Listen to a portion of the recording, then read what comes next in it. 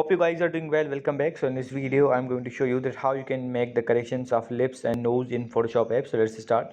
So first of all, what we have to do, we have to go to the Photoshop app. So I'm going to click on the Photoshop app. Let's click on this, and after clicking on this we have to wait for a few seconds until it load. Now I'm going to click on the no, and now for example I'm going to choose this image, and after clicking on this we have to wait for a few seconds. You will be redirected to editing mode.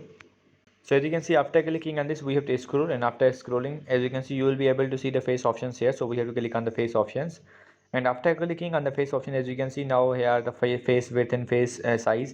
If you want to use these both options, you can also do that, but we want to use the lips one, so you have to click on the lips.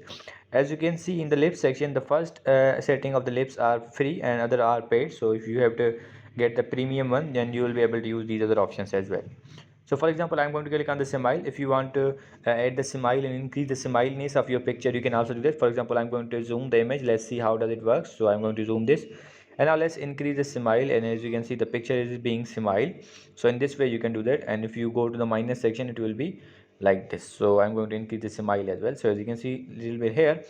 And now if you want to make corrections in the nose, you can also do that. You have to click on the nose section, and as you can see in the nose section, the width is paid one. If you are using the premium one, you will be able to use this option.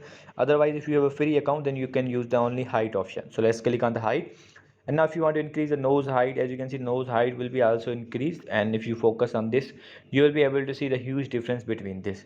So in this way you can use the lips and nose option. I hope you guys understand this video, that how you can make the corrections of these both in Photoshop app. So see you guys in the next video.